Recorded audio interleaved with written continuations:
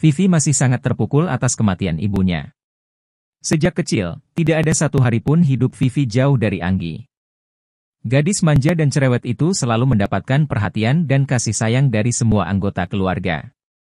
Anggi, Haruna, dan Kamal memperlakukan Vivi bak seorang putri. Semua canda tawa Anggi masih melekat erat di dalam ingatannya. Sesak rasanya mengingat semua kenangan manis mereka. Kini, tiada lagi teriakan Anggi saat Vivi membuatnya kesal. Tidak ada lagi omelan saat Vivi malas bangun atau mandi. Mama, Vivi akan rajin mandi, bangun pagi, asal Mama bahagia di sana. Vivi akan menjaga semuanya, Vivi janji. Vivi berdiri di tepi ranjang. Menatap sedih ke arah keponakannya yang sedang tidur. Haruna masih belum sadarkan diri pasca operasi. Tugasnya sekarang merawat Raja selama Haruna sakit. Vivi. Ada Nak Darno di depan, ucap Kamal. Iya, Pak. Vivi titip Raja sebentar, jawab Vivi. Vivi pergi menemui Darno, sedangkan Kamal menggantikan Vivi menjaga Raja. Wajah Kamal sangat pucat, layu seperti bunga kering. Dia dan Anggi sudah menjalani rumah tangga selama lebih dari setengah usia mereka. Meskipun tanpa memiliki anak kandung, mereka tetap rukun, akur, dan saling mencintai. Tidak pernah ada badai prahara dalam rumah tangganya. Satu-satunya masalah yang pernah terjadi dalam keluarga kecil mereka hanya masalah Tristan dan Haruna. Kamal seakan kehilangan separuh jiwanya setelah kepergian istri tercinta. Ia rapuh, tapi tetap mencoba tegar. Masih ada tanggung jawab yang harus dipikulnya. Vivi belum menemukan pendamping, Raja masih bayi, dan Haruna masih dirawat di rumah sakit. Kamal tidak boleh lemah, ia harus kuat demi anak dan cucunya. Ada apa? Tanya Vivi datar. Aku baru tahu kalau ibumu meninggal. Aku turut berduka cita, jawab Darno. Terima kasih. Kalau tidak ada keperluan lain, aku permisi, pamit Vivi. Ia malas menemani Darno. Vivi berbalik untuk kembali ke kamar Raja. Kamu bisa bersandar padaku. Jika kamu merasa tidak sanggup menahannya, kamu bisa meminjam pundakku. Menangislah. Jangan berpura-pura tegar di depanku, ucap Darno tulus. Ia sadar, itu mungkin tidak berguna saat ini. Vivi tidak pernah mau menerima ketulusan cintanya. Namun, hati Darno tidak tega melihat Vivi tertekan. Mencoba tabah, tapi hatinya sangat rapuh. Vivi berhenti melangkah. Di saat seperti ini, ia memang membutuhkan seseorang untuk bersandar. Jika saja sang kakak tidak terbaring di rumah sakit, mungkin ia akan memeluk Haruna dan menangis dalam pelukannya. Vivi terpaku di tempatnya, bahunya turun naik, isakan tangisnya mulai terdengar pelan. Ia tidak sanggup melangkah atau berbalik menatap Darno. Pemuda itu memberanikan diri mendekati Vivi. Menyentuh kedua pundak Vivi dari belakang dan membalik tubuh Vivi untuk menghadap padanya. Dengan lembut, ia mengusap air mata Vivi. Gadis itu tidak tahan lagi, ia menghambur ke dalam pelukan Darno dan menangis pilu. Di atas tangga, Kamal ikut menangis mendengar tangisan Vivi. Ia masuk kembali ke dalam kamar. Kamal pun terisak di depan cucunya. Seperti apapun kuatnya seorang lelaki, tapi saat melihat orang yang disayangi menangis dan menderita, hatinya tetap terluka. Darno memeluk erat tubuh Vivi. Ia membelai lembut rambut panjang berwarna coklat itu dengan penuh perasaan. Hatinya sakit mendengar tangisan Vivi. Christian datang bersama Jeffrey. Mereka berdiri di tengah pintu. Jeffrey mengepalkan tangannya. Bagai tersambar petir saat melihat Vivi memeluk pria lain. Christian menepuk pundak Jeffrey supaya bisa tabah menerima kenyataan. Ehem. Vivi, kami datang, ucap Christian. Ia tidak bisa membiarkan Jeffrey terlalu lama melihat Vivi berpelukan. Vivi melepaskan pelukannya dari Darno. Ia menoleh ke arah suara Christian. Darahnya seakan berhenti mengalir saat melihat pria yang berdiri di samping Christian. Kak Jeffrey. Vina terlihat sangat terkejut melihat pria itu. Apakah dia adalah pria yang disukai oleh Vivi? Diakah yang membuat Vivi tidak bisa menerima cintaku? Pertanyaan itu mengusik relung hati Darno. Ia melihat tatapan cinta dari kedua bola mata bermanik coklat milik Vivi. Apa kabar Vivi? Tanya Jeffrey dengan senyuman yang dipaksakan. Vivi mengusap air matanya. Baik. Silakan masuk Kak Jeffrey, Kak Chris. Vivi mempersilakan mereka masuk dan duduk di sofa ruang tamu. Darno tersenyum getir. Gadis yang baru saja dipeluknya, seolah lupa kalau di sana masih ada orang lain selain Christian dan Jeffrey. Darno menyelinap pergi meninggalkan ruang tamu. Duduk, Dar. Vivi celingukan mencari Darno. Mendengar suara motor, Vivi segera berlari ke halaman. Dar. Tunggu, panggil Vivi. Darno mematikan mesin motor. Vivi menghampiri Darno. Mereka berdiri tepat di depan pintu, membuat Jeffrey juga melihat interaksi mereka. Entah apa yang mereka bicarakan. Namun, satu hal yang pasti, Jeffrey cemburu melihat Darno membelai rambut Vivi lalu Darno pergi sambil tersenyum. Sabar Jeff. Kalau kalian memang berjodoh, kalian pasti akan disatukan, ucap Christian menghibur. Dokter, dia masih belum sadar. Sudah. Dia sadar sebentar, tapi pingsan lagi setelah melihat berita di televisi, jawab dokter. Berita apa? Berita pengusaha bernama Bima yang meninggal karena penyakit jantung dan stroke. Sepertinya, dia mengenal orang itu. Mungkin masih kerabat dekatnya, ucap dokter. Ia menyuntikkan obat ke dalam botol cairan infus. Sarifuddin pulang sebentar ke rumah untuk mandi dan mengganti baju. Ia tidak tahu kalau Steffi sadar saat ia pergi. Saat Sarifuddin kembali, Steffi kembali tidak sadarkan diri karena syok melihat berita ayahnya meninggal di rumah sakit. Kini, Steffi sebatang kara. Malam hari, Steffi sadar. Ia bangun dan duduk bersandar. Pandangannya tertuju ke arah sofa panjang di dekat jendela. Siapa dia? Gumam Steffi. Steffi turun dan melangkah pelan menghampiri Sarifuddin yang tertidur pulas. Sudah 3 hari, 3 malam, Sarif menjaga dan menemani Steffi di ruang rawat puskesmas. Steffi mencolek tangannya. Hei. Bangun. Sarifuddin menggeliat lalu kembali mendengkur. Hei. Bangun. Steffi kembali membangunkannya. Hah. Sarifuddin terperanjat bangun. Ia menggosok matanya lalu segera berdiri. Neng. Sudah bangun? Sebentar, saya panggilkan dokter, ucap Sarifuddin. Ia berlari keluar dari ruang perawatan. Dia lari. Baru mau ditanya dia siapa. Di mana sebenarnya ini? Steffi bertanya-tanya sendiri. Ia yakin, ini bukan di daerah tempat tinggalnya. Dia tinggal di komplek perumahan mewah. Tidak mungkin jika dia dirawat di tempat biasa seperti itu. Jika Steffi dirawat di rumah sakit, pastilah di ruang VIP kelas 1. Dokter datang bersama pria yang tadi melarikan diri menurut Steffi. Dokter segera menyuruh Steffi untuk berbaring. Setelah melakukan pemeriksaan, dokter menyimpulkan bahwa kesehatan Steffi sudah stabil. Dia diperbolehkan pulang besok pagi. Steffi menunggu dokter itu pergi. Siapa kamu? Nama saya Sarifuddin. Saya yang membawa Neng ke puskesmas. Neng, pingsan di hutan. Apakah Neng ingat? Hutan, tanya Steffi bingung. Ia belum ingat kejadian sebelum ia dibawa ke puskesmas. Steffi duduk dan mencoba mengingat. Kilasan kejadian di rumah Tardan terbayang di ingatan Steffi. Ia mengingat bagaimana suaminya itu dengan teganya menyuruh preman untuk memperkosa Steffi. Tiba-tiba tubuhnya gemetar, ketakutan menguasai diri Steffi.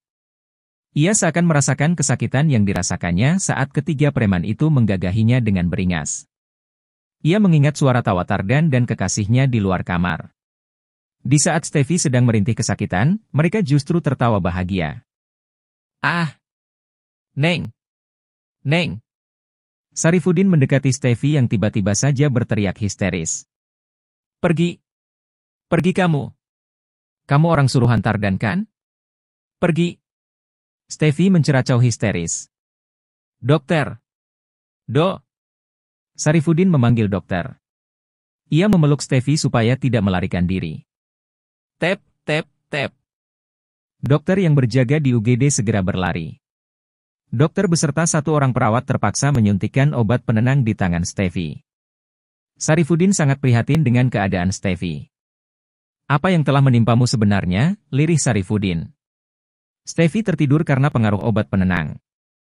Kamal, Vivi, Kiara, Jeffrey, dan Christian sudah tiba di rumah sakit. Di depan ruang perawatan Haruna sudah ada Isam dan semua keluarganya. Sinta dan Yuka juga ada di sana. Mereka datang bersama Christian dan yang lainnya. Semua berkumpul di rumah sakit. Tristan memperhatikan bayi yang digendong oleh Vivi. Entah kenapa, ia merasa wajah bayi itu mirip dengan dirinya saat bayi. Ada sebuah album foto yang menyimpan foto-foto Tristan dan Christian saat bayi. Tidak mungkin. Dia anaknya Abi. Mana mungkin mirip denganku, pikir Tristan. Dokter keluar dari ruang perawatan. Kamal segera maju dan bertanya. Ia ingin masuk dan melihat Haruna. Dokter, bagaimana keadaan Haruna? Tanya Kamal. Pasien sudah sadar. Kondisinya masih lemah, masih butuh banyak istirahat. Jika ingin masuk, silakan. Tapi, usahakan jangan terlalu banyak mengajak pasien bicara, ucap dokter. Dokter pergi setelah berpesan pada Kamal. Mereka semua masuk ke dalam ruang perawatan VIP. Ruangan itu jadi penuh oleh orang-orang yang menyayangi Haruna. Seruni yang dulu membenci Haruna pun kini menjadi baik. Haruna memandang mereka semua dengan tatapan bingung. Kenapa banyak sekali yang menjenguk dirinya? Haruna menyipitkan matanya saat ia melihat Vivi. Itu, bayi siapa Vivi? Tanya Haruna penasaran. Sontak mereka semua tercengang. Haruna tidak mengingat bayi yang telah dilahirkan olehnya. Sinta maju dan menggenggam tangan Haruna. Haruna. Coba lihat ibu. Apa kamu ingat siapa ibu? Tanya Sinta. Maaf bu. Ibu, ini, siapa? Haruna tidak mengenali Sinta. Sinta meneteskan air mata. Kamal menyuruh semuanya keluar.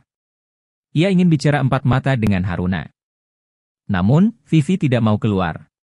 Kamal membiarkan Vivi tetap tinggal. Kamal mulai berbicara setelah semua keluarga Isham dan Sinta keluar. Haruna, coba katakan sama papa. Apa yang Haruna ingat terakhir kali? Papa ini kenapa sih? Aneh, ucap Haruna sambil tersenyum. Katakan saja. Papa cuma ingin tahu, ujar Kamal berdalih. Terakhir yang Haruna ingat, papa pulang membawa Kiara, anak almarhum Bibi Mila. Memangnya, aku kenapa sih, Pah?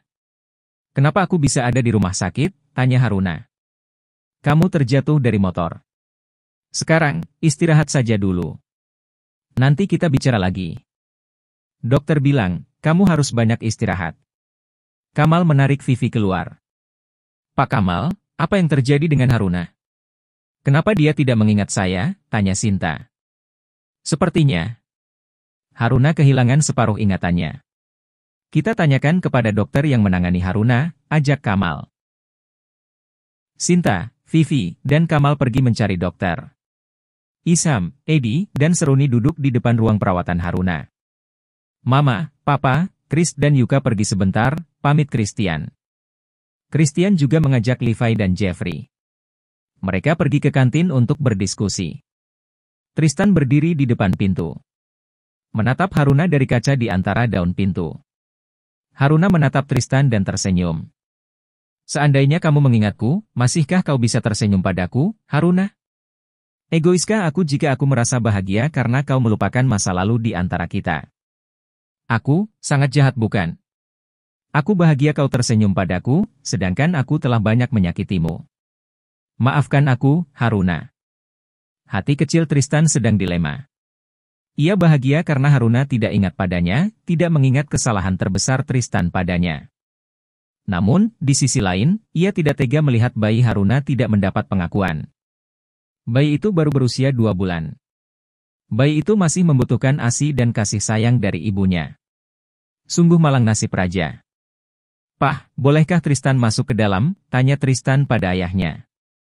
Ia ingin melihat Haruna dari dekat. Tapi ingat, jangan membuat Haruna depresi atau memaksa dia mengingatmu. Isa memperingatkan Tristan. Ia sudah cukup merasa bersalah karena perbuatan Tristan pada Haruna dulu. Isam tidak mau putranya kembali menyakiti Haruna. Tristan janji, jawab Tristan. Ia pun masuk dan mendekati Haruna. Haruna bangun dan bersandar saat Tristan menghampirinya. Senyuman tulus Haruna seakan mengiris hati Tristan. Ia pernah membuat senyum itu menghilang dengan sikap arogannya. Tristan berdiri di samping ranjang rawat Haruna. Ia mengulurkan tangan.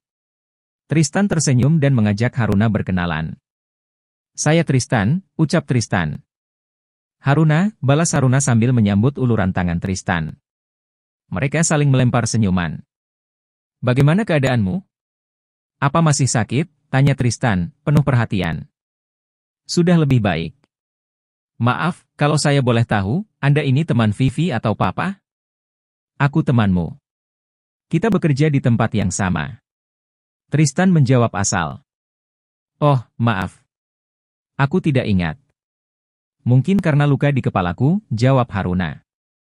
Tristan dan Haruna mengobrol santai, membicarakan soal pekerjaan di Ban Berkah.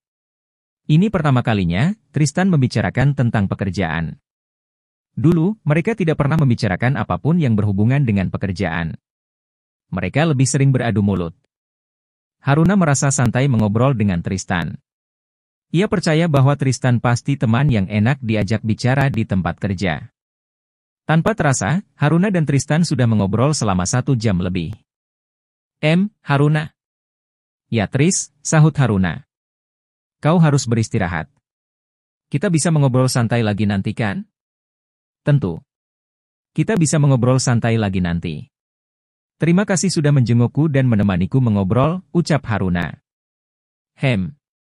"Aku keluar dulu. Bye-bye." "Bye Tris," balas Haruna dengan tangan melambai dan senyuman lebar yang sangat manis. Ceklek. Tristan menutup pintu. Semua orang sudah berkumpul, menunggu Tristan keluar dari ruang rawat Haruna. Melihat semua orang menatapnya, Tristan menjadi salah tingkah. "Maaf Om." Tristan masuk tanpa izin dulu, ucap Tristan pada Kamal. "Ada hal penting yang harus Om bicarakan dengan kalian semua." "Bisakah kita bicarakan ini di rumah?" tanya Kamal. "Bagaimana dengan Haruna?" tanya Edi. "Biar Vivi dan Kiara yang menemani Kak Haruna," ucap Vivi. Semuanya setuju. Mereka pulang ke rumah Kamal dengan menggunakan 3 mobil. Mobil Christian, mobil Tristan, dan mobil milik Isham.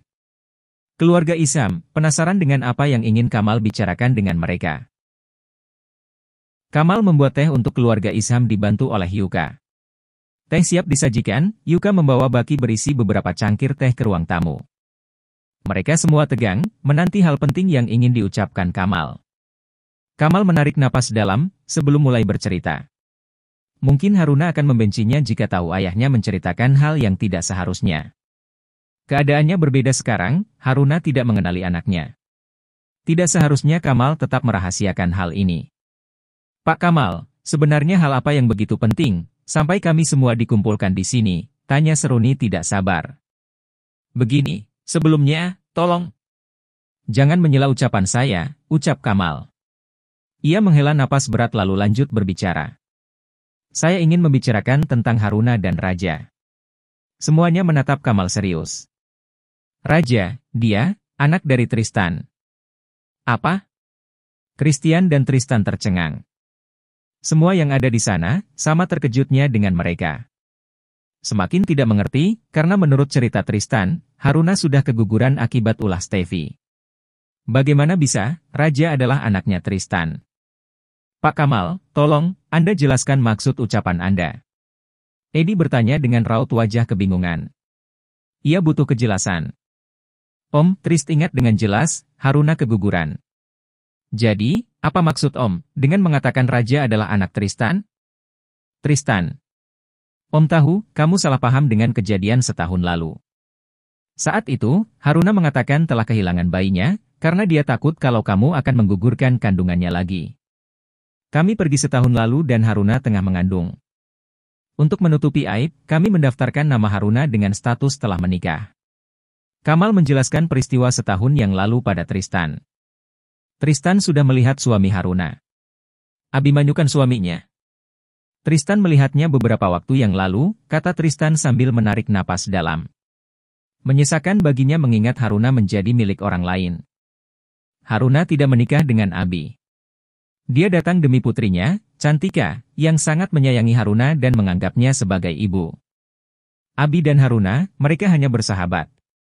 Meskipun Abi memang pernah melamarnya, tapi Haruna menolaknya dengan jelas. Ia tidak bisa menerima hati lain mengisi hatinya. "Dia hanya mencintai kamu." Dek! Seketika tubuh Tristan terasa kaku, dingin, dan berkeringat. Menyadari semua kesalahpahaman di antara dirinya dan Haruna. Ia telah menyangka bahwa Haruna tidak lagi mencintainya.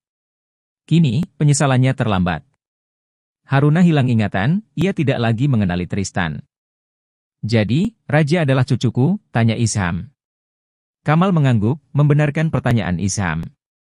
Eddie, Seruni, Isham, dan Christian tersenyum bahagia. Mereka mendapatkan anggota keluarga yang baru. Semua mengucap syukur, bahagia karena ternyata Raja bukanlah anak orang lain, tapi anak Tristan. Di antara mereka, Sintalah yang merasa sedih. Ia tidak menyangka kalau Haruna bahkan sampai mengalami kejadian hampir keguguran. Saya rasa, Raja akan lebih terjamin pertumbuhannya, jika dirawat oleh kalian. Bukan karena kami tidak ingin merawatnya, tapi kami tidak mampu. Vivi belum pernah merawat bayi, dan saya hanyalah pria tua yang tidak pernah mempunyai anak sendiri. Saya tidak ingin Raja kekurangan perhatian di saat ibunya tidak mengingatnya. Jadi, bisakah kalian merawat Raja? Tanya Kamal. Bisa. Eddie dan Isham menjawab bersamaan. Bagaimana Mama? Tanya Isham pada Seruni.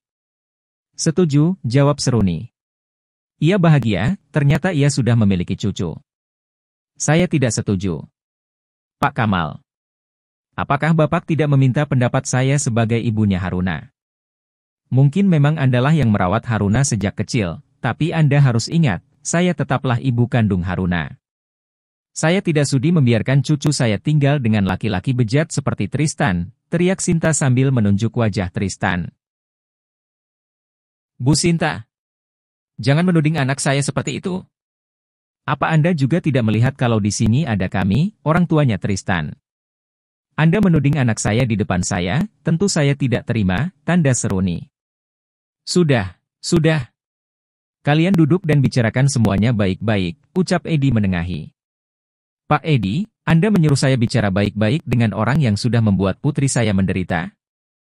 Apa Anda mendengar jeritan Haruna saat laki-laki ini memperkosanya? Tidak. Tapi, saya... Dengan kedua telinga saya ini, saya mendengar dia menjerit kesakitan, putus asa, meminta tolong. Andai saya tahu jika yang tengah digagahi dia adalah putri saya. Mungkin saya sudah membunuhnya saat itu juga. Sinta menatap mereka bergantian. Semuanya terdiam. Kata-kata Sinta telah memukul telak hati mereka.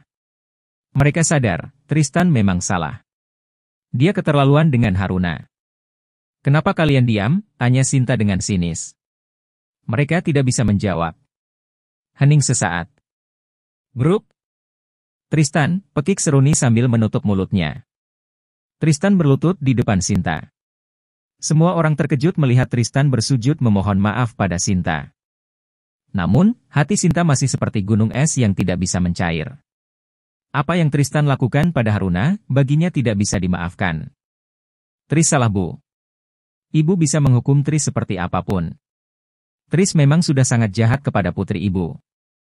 Dulu, Tris mengurung Haruna karena Tris ingin membalas penghinaan Haruna. Tapi, perlahan-lahan, Tris jatuh cinta. Sejak saat Tris jatuh cinta, Tris sudah berjanji untuk berubah dan membayar kesalahan Tris pada Haruna, ucap Tristan sambil menundukkan kepalanya. Kenyataannya apa? Kamu kembali menyakiti dia, teriak Sinta. Mereka semua hanya bisa menyimak perkataan Sinta dan Tristan. Keduanya sama-sama keras kepala. Eddie menghela napas berat. Baru kali ini, ia melihat Tristan rela merendahkan diri demi wanita. Ia berharap, mantan pembantunya itu bisa memaafkan Tristan. Maafkan Tris, Bu. Maafkan Tris. Tristan hanya bisa menangis di depan Sinta. Bukan tangisan buaya, tapi tangis penyesalan. Ia tidak bisa mengubah masa lalu. Ia salah, ia sadar itu. Tidak ada yang bisa dilakukannya selain minta maaf. Jika Sinta ingin menghukumnya, ia akan menerima hukuman apapun itu, asalkan bisa mendapatkan kata maaf dari Sinta, ia rela. Pada dasarnya, Sinta tidak tega melihat Tristan menangis dan bersujud di depannya. Bagaimanapun juga, ia telah merawat Tristan sejak kecil. Ia juga menyayangi Tristan seperti putranya sendiri. Sinta terdiam dengan tangan di dada, menahan rasa sesak. Apa yang harus aku lakukan? Batin Sinta dilema. Hati penuh kasih sayang itu tidak tega melihat penyesalan Tristan. Ia juga tahu kalau Tristan sudah jatuh cinta pada Haruna, jauh sebelum Tristan menyadari perasaannya sendiri. Sinta pergi meninggalkan Tristan. Ia masuk ke dalam kamar Haruna. Melihat Sinta pergi, Edi bangun dan menghampiri cucunya. Ia menepuk pundak Tristan. Mengulurkan tangan, menyuruh Tristan untuk bangun. Bangunlah nak. Tidak kek. Tris tidak akan bangun kalau Bu Sinta belum memaafkan Tris. Baiklah. Itu terserah padamu. Kakek hanya ingin bilang, kakek bangga padamu. Kau berani mengakui kesalahan dan meminta maaf. Semoga berhasil. Isa mengajak mereka pergi ke taman belakang. Mereka berkumpul di gazebo sambil menunggu hasil dari perjuangan Tristan. Keluarga Isam sudah mengenal sifat Sinta dengan baik. Mereka yakin, Sinta tidak akan tega membiarkan Tristan terus berlutut di ruang tamu.